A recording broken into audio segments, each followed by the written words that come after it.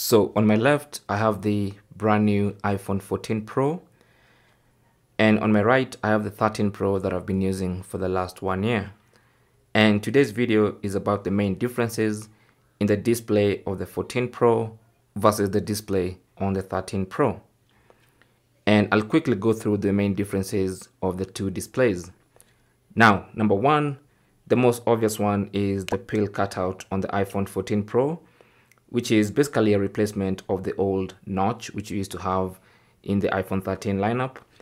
And the pill, for the most part, does exactly what the notch does, and that is housing the sensors and the front-facing camera.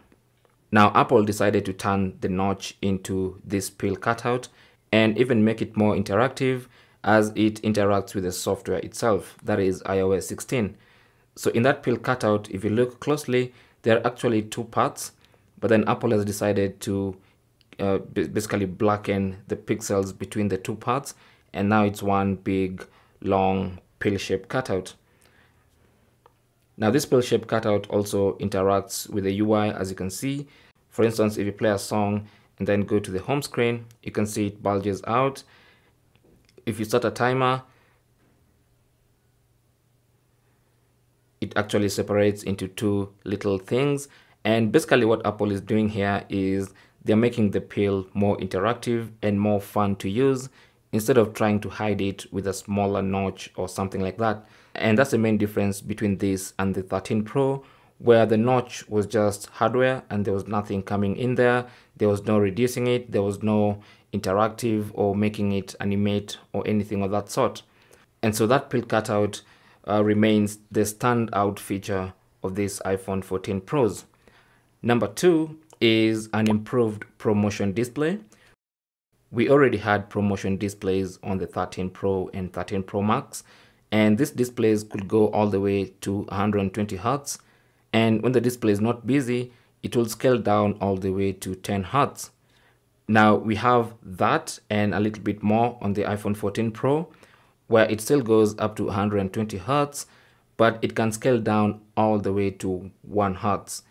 So anytime the screen is not being used or it's in the always on display mode, it's gonna go down all the way to 1 Hz, and that should help with a little bit more battery efficiency.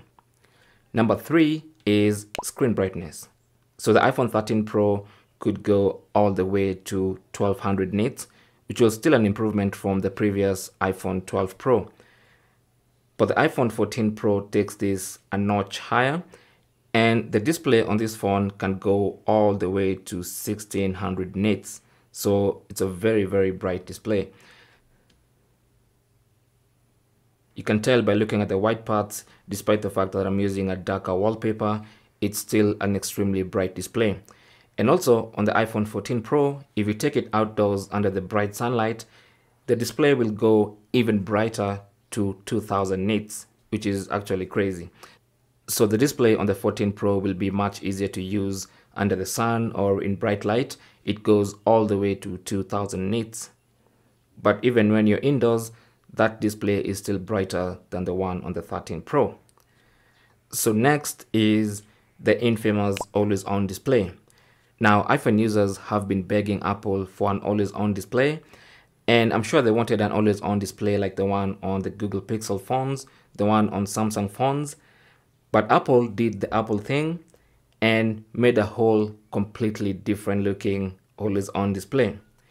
So this time on your iPhone 14 Pro, if you go to settings and then go to display and brightness, you should find an extra option for always on, where you can toggle always on display on or off.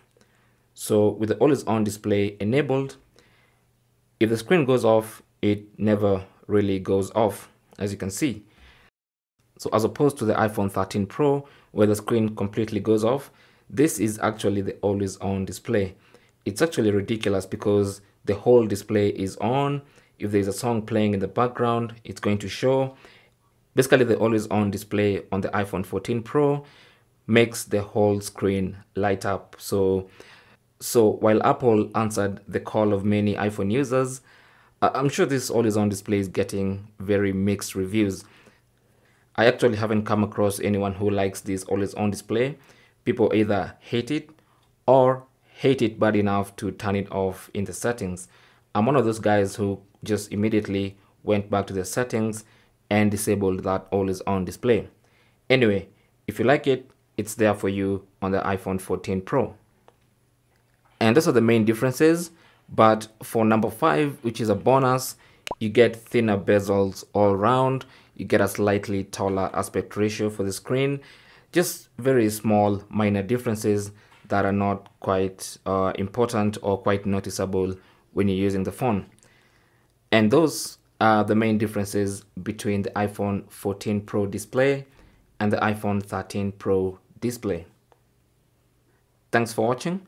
Leave your comments and questions down below, and good luck.